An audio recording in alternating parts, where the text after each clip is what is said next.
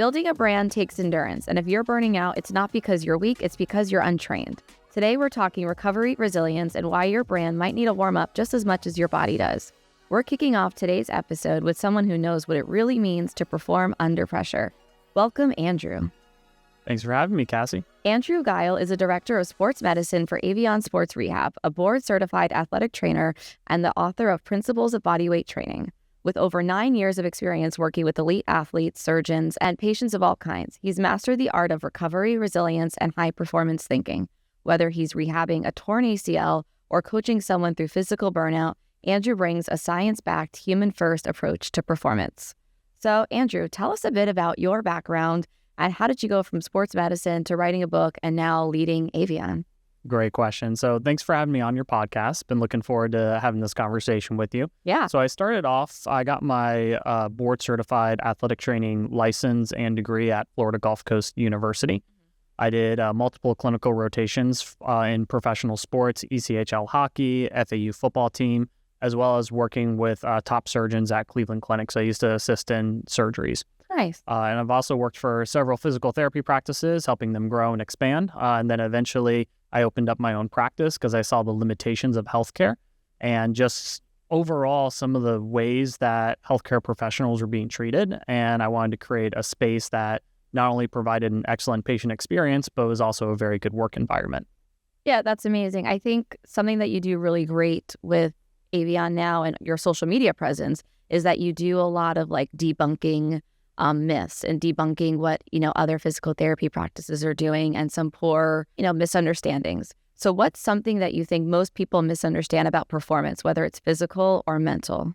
So this is such a great question because people confuse performance with high output. So when people say performance, they're usually like referencing actions that can be done in an efficient manner. Oftentimes, though, the most efficient manner possible. So there's nothing wrong with that, but what does like high performance look like? So everyone wants to perform at the highest level, doing complex routines or even mimicking actions that pros use. But in reality, it's not sustainable for most people or the average person. The average person should view performance, not what does my peak output kind of look like, but rather what is more consistent and sustainable. Yeah. So what can I do every single day that's sustainable, that's going to drive me towards a particular goal? So in other words, like how many perfect days can I have in a row, and not just looking for what is that maximum amount of performance that I can get or like the highest output, because it's just simply not sustainable. Right. You can think of performance as more of a mental framework where basically you're shifting your mindset and your belief system to your advantage. So you want to let it work for you and not against you. Yeah, and that really ties to social media as well. And people say like, should I post every day? And it's one of those things of, are you going to get burnt out? I'd rather see someone do something consistently or have a client who's going to keep up with us consistently than, go full force for a week, full force for 2 weeks, and then drop off because they're burnt out and exhausted mentally. Yeah, exactly. And a really good example of that is when you're starting off in social media, if you're like, okay, my goal, I'm going to post 2 videos a day, every single day for however long. What most people end up doing is like when you're starting out like that, you're lacking the skills that you need to actually accomplish that. You're lacking the resources and you've not done it before. Right. So putting that unrealistic expectation on yourself is going to lead to like you getting burnt out very, very quickly because you just can't sustain it. Versus if you reframe that and go, okay, I'm just going to work on creating 1 video a week, then maybe 2 videos a week. But if I can do that for 52 weeks, you're going to have so much better of an outcome than just trying to sprint full speed right from the get-go. Yeah, and I always say it's a matter of being better than you were before, being better than the week before or the month before, constantly moving the needle, but not moving the needle so fast to jump. And I think people do that in fitness, people do that in their career, they do that in social media, and people forget that work in between and those baby steps.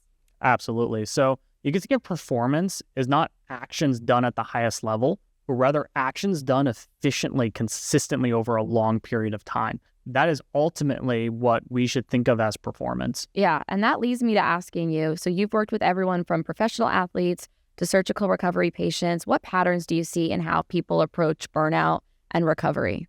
That's an awesome question. And my approach to burnout might not be how most people view it. So what is burnout in itself? It's just exhaustion caused by prolonged or excessive stress. So what is stress?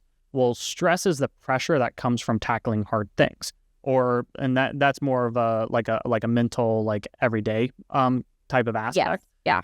But when we apply it to the human body, stress is actually something that is good because you need tension, you need stress in order to build or adapt your tissues to right, like when lifting, and yes. Exactly. So it's a fundamental and necessary part of life and growth that shouldn't be feared, and trying to eliminate stress entirely is kind of a misunderstanding of how life and business actually works. I would say I've had questions before where people ask me, oh, you've had your business for 8 years. What do you do when you're burnt out? Or what do you do when you don't really want to do it? And sometimes I say that's where grit steps in. Yeah. Like sometimes there is no, I don't want to do it. Like I'm a business owner. I have clients who rely on me. I have invoices that I want to get paid. I don't really have the luxury of being like, well, I'm just going to take a nice little mental break today. Like the work still has to get done. So it's a matter of figuring out how I'm going to get it done, or figuring out what I can lighten my load in my life, or other ways, or having to adapt to that. Maybe it's a walk, maybe it's a jog, maybe it's going to the gym or yoga, doing something physical to like relieve the burnout stress of the mind. But I think, a lot of people get that wrong in the sense of they think like, I'm burnt out, I deserve, a rest. Yeah. So when it comes to like stress and burnout, it's actually like an alert system that points out where your attention actually needs to be. That's a good way to think of it. Your body adapts to the stresses you place on it. So in the exercise world, we call that basically progressive overload, or another example is Wolff's Law. Your bones actually respond to mechanical stress. And basically my job as an athletic trainer in my profession is about applying the right amount of stress in the right way to create a positive change. And this works just as well for mental gains. So, for example, I can sit down and I can work for 15 hours straight. I pretty much do that every single day for like the past 4 years, but not everyone can. And right. like that's not a flex. That's just a measure of how much I can handle at one time. And this is because of my schooling and where I come from, where like I was forced to learn all this information and then take a test and get tested on that information. And the result of me not passing those tests is like failing out of the program and not achieving my career. Would you think of that as like a sprint? You'll do like a work sprint and then take a break, or you could do that multiple days in a row? So I think like your body adapts over time to that. Because if you reframe your belief system and what burnout actually is like if you view it as a bad thing and view it negatively, and it's like, oh, I'm being stressed, I can't be stressed, like I got to alleviate that stress. Right. It could actually end up hurting you in the long run. Instead, you can turn it into a positive thing. It's like, okay, if burnout is excessive stress and stress is good, then it helps me drive action towards my goal. Therefore, the premise of burnout is kind of a fallacy of like, okay, if I'm being stressed, it means I need to do certain actions. And if I accomplish those actions, I'm going to alleviate that stress. So I literally view it as more excitement than anything else. Like if I'm stressed, it's a good thing and it's going to drive me towards action. And the more I complete those actions, then it's going to work towards my ultimate goal that I want to do. Yeah, that makes sense. And that's super important for all, especially like business owners, entrepreneurs, to understand, because it can get easy to get caught up in all of that and feeling overwhelmed. Yeah. So now let's connect the dots. How does what you do in the clinic apply to people building brands, businesses, or creative careers? Great question. So, the saying like Rome wasn't built in a day? Yes. Because it like literally wasn't. It had been impossible to actually build it in a day. Anything that is worth any kind of significance takes time to build. So just like how it takes time for people to rehab an injury, so does building a solid brand or business. It doesn't happen overnight. It happens over several years. Yes. And you basically can embrace the stress that it takes to achieve something great like that and lean into it. You can reframe your mindset and let it grow you instead of trying to fight against it. Right. Yeah. And that time is so important. Like I look back at when I first started Go social media to now, and there are things that I wouldn't do that I did then, but I kind of needed that time to figure it out. That needed that time to kind of, I wouldn't say make mistakes, because I feel like you grow from those decisions, but you have to kind of go through it to get to the other side. Absolutely. I think one of the things that stops people from doing the actions itself is being afraid. You're either afraid of failing, you're afraid of inaction. And that usually manifests as procrastination. So I'm going to delay this as long as possible because it's painful for me. And I'm afraid that if I do this action, I don't do it correctly, or if I go into it, there's going to be negative consequences, which in reality, there's only upsides. There's only positives. It's so true. I saw a video on the good old TikTok University the other day about how this phenomenon of like when people have to do something, but they want to be productive, they'll put something off by being productive doing something else. So they might clean their whole house. Then they're too exhausted to do that thing, but they'll say, well, I still did something productive. And I was like, no, you're procrastinating in productivity, but you still have this to do. But now your brain's too tired to do this. Like you almost self-sabotage yourself. And it's funny how our brains work against us sometimes. And we have to really make that shift. Yeah. And I can actually relate that to when I have patients that come in, they tell me they have a 20 or 30 minute warm up. I'm like, what are you doing? Yeah. Like your warm up should only be like around 8 to 10 minutes. Mm-hmm. And that's if you have like some issues going on too. Because what ends up happening is you spend 30 or 40 minutes just warming up, prepping your body to do something. You're wasting so much time. Your body is now more exhausted. It's more fatigued. And you're not going to get that workout that you thought you were going to get. So it's like almost like mental masturbation of like, oh, I'm getting all ready. I'm going to get prepared to do this lift. Yeah. Then when it comes time to actually do that lift, you're now like at a disadvantage. Yes. So jumping off of that, what lessons from athletic training can entrepreneurs or marketers apply to their own routines? Great question. So being disciplined is probably the most important thing. Mm-hmm. If you can't consistently do anything, then progress will never be created. In the athletic world, the best athletes in the world show up on time, they complete their practices, they stay later to get better. And they don't just do it once, but they do it every single day for years and years and years. Right. If we didn't have a purpose or a reason for getting up in the morning, I think we'd all just be like lazy piles of meat. Yeah, blobs. Yeah. Exactly. Like there would be no purpose. Right. Yeah. So being disciplined though, like if you can't do something every single day that you don't want to do, then you're not going to have the mental capacity. Mm-hmm. Your mind will literally betray you, and you won't do those actions that's required in order to grow your brand or grow your business in the way that you want it to. It's so true. And I feel like this is going to be very millennial of me, but a lot of people say like the generation underneath us, they really don't want to do anything they don't want to do because they're very much like very autonomous and, you know, I'm going to do me. And it's one of those things that it's actually causing strains in friendships, relationships, because people are saying that those are the kind of people who are not picking up family and friends at the airport, or they're not going out of the way for people's birthdays because they're just like, I don't want to. But that's what builds a community and also what builds a brand or builds a business. It's doing things that you don't really want to, but there's a value in it, or you're doing it for that friendship or for that person or for your future.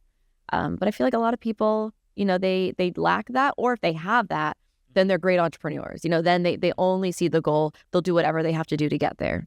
I think to piggyback off of that too is I think people are so worried about being stressed, and in actions and stresses and accomplishing something all work hand in hand. So if it's like, oh, I got to go pick up my friend from the airport. What if there's traffic? Oh, I don't want to deal with traffic. Right. It's like, well, all of a sudden you're just stressing yourself into inaction when in reality, traffic's no big deal. In the same way athletes stretch and train consistently, what should creators or business owners be doing to stay resilient long-term, especially as you've seen, you know, in your own business growth?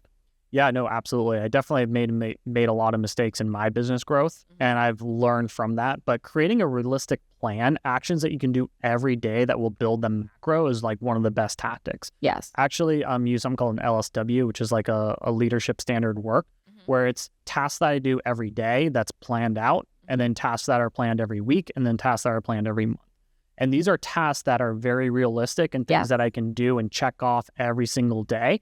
And I see a overall like periodization where it's like, okay, in 3 months, I'm going to be here. In 6 months, I'm going to be here. Yeah. You can see that from the micro work. But if you look at it from a macro perspective of, oh, I want to build $1 million business. Well, like that's not going to happen. It's overwhelming. In 6 months. Right. It's just, well, there are exceptions to the rule, right? Yes. But in general, that's not going to happen. So if you like, another good example too is like, if you want to run a marathon, you can't just go out and run 20 miles in one day. Right. You have to build up the tolerance through progressive stressing of the body over a long period of time. You build up the resilience. You create those realistic micro goals that lead to a bigger macro goal. Yeah, and that also leads to a past episode we talked about batching, which is kind of similar to what you say. You're doing your daily, your weekly, you know, your shorter end goals and tasks. Is with batching content, I tell clients, because they're like, oh, well, I'm too stressed to get you topics, or I'm too stressed to, work with you on this, or I'm too busy. But a lot of times the best content in social media comes from that collaboration. So we get them thinking in batches. So maybe one day a week or one day a month that they're sitting down and batching ideas, or one day a month they're sitting down and going through folders of photos. And one day a month they meet with us and then we're going through it. But I think when you have those checklists or goals and it's just set that you have to do it, and it's not all at once, it's not how do I do it, it's just let me just get this one thing done, it makes it more realistic.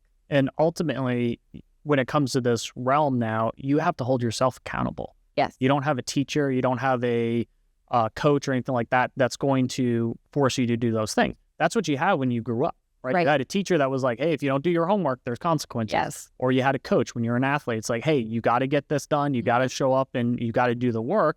Otherwise, there's consequences, right? Yes. But when it comes to the real world now and you're on your own, there's really, quote unquote, no consequences for doing anything. You just don't get it done. I think there's two ways you can approach this as well as far as burnout comes is you can either reframe your stress and burnout as excitement towards a goal. Yes. Or recognize that you're doing too much and narrow down the actions that are going to have the most impact and focus on that. Everything else is just noise. Yeah. And recently in my business, I had to kind of really take a look at, okay, where is our bottleneck and where can I put most of my focus towards that in order to continue to grow the business? Our sales is on point. Our service is phenomenal. Our hiring process, our management, like everything is tied into a nice little bow. All of our operations are solid. Yeah. What we're looking at though is now marketing is where our weakest link is. And it's not weak as in like we don't have any, it's just we got to pump more into it. Right. And that's where a lot of brands get. Exactly. But now a lot of business. I'm putting all of my action and focus towards marketing and closing more sales. And that's ultimately what's going to lead to growth, not trying to think of what's the next Instagram post to do on my social media. Right. Yep. And that's why we're in business, because a lot of times the marketing of the social media does become a bottleneck, or it becomes something that people say, yeah, I can handle it. Yeah, I can do it. But I also have other hours spending on cold calling and sales and yada, yada. So it's nice to have that balance. So what's your take on pushing through versus pulling back? And how do you know when to rest? So the scientific way of tracking, like, am I doing too much? Like for the body is literally tracking your resting heart rate. So it's like if you have an increase in your resting Got my Oura ring. Yep. Exactly. Yes. It's a good indication of like overtraining. Yeah. But the body and the brain work totally differently. Like the body requires rest and adaptation versus the mind is much more capable than we think. It literally governs everything and it can be pushed way beyond what you can think. So for productivity, I usually gauge my output. If I can't focus or start getting foggy, I'll switch to a different task that might excite me a little bit more. Yeah. Or stop doing tasks entirely. I think you're probably most productive in the morning and you probably taper off by the afternoon, but everybody's different. Right. I know for me, like when I was in school, I would wake up at 5 a.m. and that was my study time. Yeah, that's me now. Yes. Yep. Yes. Like I'd rather get work done at the crack of dawn, watch the sunrise, but by 9 p.m. I want to be asleep. And I have a lot of friends who are night owls and clients, and I'll get emails at all hours of the night, and then I'll be the one responding at 5, 6 a.m. Exactly. So you got to find like what works for you, recognize where your most productive hours are in the day, and get your biggest projects or the stuff that like, hey, I don't want to do this, but that's the time to do it. Right. And the times that like you're least efficient, work on those tasks that aren't as important, but like still could get done. Yes, I think we've all done that. Like we've all had one task that we put off forever and ever, and then we do it and we're like, oh, it wasn't that bad. I had one not too long ago where I kept putting it off. And I want to say it took me like 30 minutes of like lock-in time. And I was like, why did I put that off? But we all do it. I think we all, sometimes get like, oh, that's too much mental load. But sometimes it's not. It's just removing your distractions, getting in the right zone, and you get it done. Speaking of the mind, what mindset shifts help your patients bounce back from injury or from mental fatigue? So this is such a great question because I get one of the most important things I ask my patients during evaluation is, do you believe this can get better? Because if they don't believe that they can get better, it doesn't matter what I do. I could needle them, I could cup them. Yeah. Like they're just not going to get better because they don't believe it. If they believe they can get better, then they will get better. I'll actually tell you a really funny story that I had when I was with FAU football. I had this guy come in knee problem. He's like, Andrew, my knee hurts. You gotta fix me. And it's like right before a game. I'm like, what do you want me to do? Yeah. So I evaluated him, checked everything out. Everything was good. There was nothing wrong with the knee. He's like, oh, I can't play. I'm like, trust me, I got you. All right. So I literally go in the back and I grab some hand sanitizer and I come out to him and is like, hey, listen, you cannot tell anybody about this because this is like some secret shit that we got from China. It's not FDA approved. And I rubbed it all over his knee. I told him, you're going to play the best game of your life. Okay? I cannot. He comes back into the training room after the game is over. He goes, dude, I don't know what you did. I like freaking scored a touchdown. Like everything was amazing. You got to give me that shit again. And I go, it was hand sanitizer, dude. That's hilarious. What did he say to that? He's just like, no way. Like, oh my gosh. Yeah. So it's a really big mental block. It really is a belief system there. And there's a big argument going on in the physical therapy realm of like, do modalities actually work? Because it's like, is it placebo? Is it actually affecting? First of all, there's so many studies to prove its effectiveness. So I won't get into that conversation of things. But the reality is, if I stick someone with needles, I tell them it's going to get better and they believe they're going to get better. If they're like, I don't think this is going to do anything, it's not going to help me. Right. Their framework is already shifting to, this isn't a problem anybody can solve and I'm going to be stuck with it. And some people love to relish in that and just like label themselves as having a problem. Yeah. Which is why I actually disqualify a lot of customers. Like if you don't want to get better, then my clinic's not the right for you. Right. Yeah, and there's a lot of work that goes in outside of it too with exercises and taking care of it. So if they really want to lean into the victim mentality of it all, that's kind of hard. It also goes to say too, they say a lot of times with cancer, people who have a positive outlook with cancer, they are willing to, kind of keep that positivity up, that they can have a better chance of survival versus people who are very negative and dark and very interesting. So what's one underutilized tool in recovery, physical or mental, that you wish more people knew about? This is a great question because I think there's a lot of like biohackers and a lot of people out there that's looking for like the magic pill or the magic thing that's all over social. Yes. All over. But the more physically fit you are, the more mentally tough you'll be. Mm-hmm. Everyone should lift weights. Resistance training is time and time again proving to be the number one thing you can do for your health, longevity, anything basically that stages off any major diseases, cardiovascular disease, all that stuff. It's already been proven. The issue with that is, guess what? It brings on stress. Mm-hmm. It's difficult. It's not easy to go and lift weights. It's hard. So everyone is kind of looking for that, what's something I can use that's going to increase my performance? Is it drinking a lot of caffeine? Is it this? Is it that? Right. Is it creatine and protein and everything? Yeah. Some of that stuff can help, right? But the biggest bang for your buck is like go out and train, resistance train. Yeah. It's going to build your mental resilience. It's going to build your body. You're going to feel better. Mm-hmm. It's oftentimes the hard stuff that's going to get you better. Yeah. Than some magic potion or magic. And that's not the answer anyone wants. Everyone wants the easy answer. Yep. I wish it was that simple. I wish I could just take a pill and, all your problems are solved. Right. But then what would be the purpose of that? What would be the point? Right. Like, no satisfaction after. Exactly. Like the whole purpose of kind of life is to struggle and to grow from it and to become something of significance. It's so true. So that leads us to, we close out every episode with 2 quick questions. So Andrew, you're up. The first one is, what's your favorite current social media platform and why? So LinkedIn is by far like the number one. Mm-hmm. It is, I can't remember what exactly like the study was on it, but there are so many users on LinkedIn, but like 1% of the users actually post anything. Yep. So if you post on it, you're going to get massive engagement. And so what I do is every time I post a blog, every time I post a video on YouTube or anything like that, I immediately post it on my LinkedIn and it gets massive engagement, which is crazy. Instagram is probably my second favorite just because it's a way to connect and build a lot. Yes. But LinkedIn by far is probably my favorite one to use. Yeah, we've had many guests say LinkedIn, and I enjoy LinkedIn. It's one of those apps where I thought I only used it like for business and business hours, but I find myself on it at night, on the weekends, and then even networking and connecting with people. It's so much smoother to just scan their LinkedIn profile, connect with them there, and have a business contact there than be on Instagram and Instagram DMs, and it gets messy. It's a great platform. It's more professional. Yes. And there's like no bots. Like they're really real people. Yes. And I can see, like, I have so many connections to physical therapists, athletic trainer, like everyone in the medical field, and I see what they're posting and like, hey, I was struggling with this, or like I had this come up. Like it's almost always talking about insurance. Yeah. Of like, I had this problem and that problem. And you get to see like, it's almost like X, where like you get real-time news. Yes. But in a professional way, not something that's kind of like BS, like Instagram a lot of times. No, and it's great for thought leadership, great for the people saying, oh, talk to Andrew, he's the expert. I always see him talking about XYZ. So it's nice to have that there. And then also people don't realize if you have blogs on your website and you publish it as a newsletter on LinkedIn, Google will not ding you for that. Whereas like if you publish that same blog on multiple websites, Google will be like, extra duplicate content. That's good to know. Yeah. I didn't know that. Yeah. So definitely take advantage of that. My next question, which is always a fun one to ask, is what's one social media trend that you wish would just go away?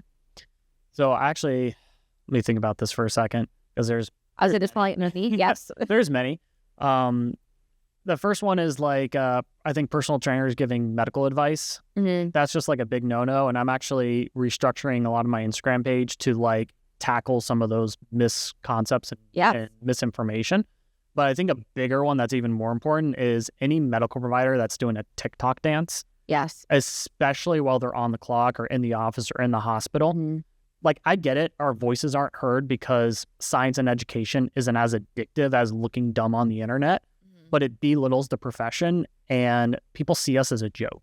Right. And like, people already think like, healthcare, what do they know? Like, I'm just going to look up a podcast or go on YouTube to solve my problem, because they see these people basically making themselves look ridiculous. It's like, just for the views, just for the clicks. Yeah. Right. It's like, how can I trust that person with information when they literally look like dumbass? Yes. And I'd rather see real education be online. And I think there's a lot of people who are on that side as well who'd rather see education. Someone we talked about in a past episode is Derm Angelo. He's a dermatologist. That's his handle, Derm Angelo. And he literally takes people's content and videos when they're trying to give medical advice for, skincare. And he'll like, dupe it and say like, no, this is wrong. Or like, actually, this is amazing. And he gives great advice, but he's not doing silly, stupid things. So he's very respected and has a lot of great brand deals and has really grown a lot of trust because of that. And I think just leaning into the expertise of you're an expert. You don't need to,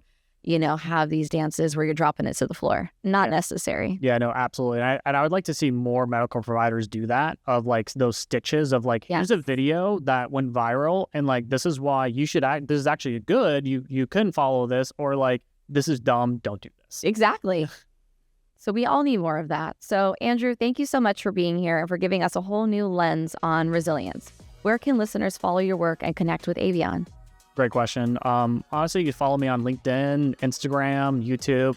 I have all those platforms. Great. Yeah, you just follow us on there. Go to our website as well. Awesome. We'll be sure to link it in the show notes. And thanks again. You're officially part of the herd. Thanks, Kassie. Thanks for having me on.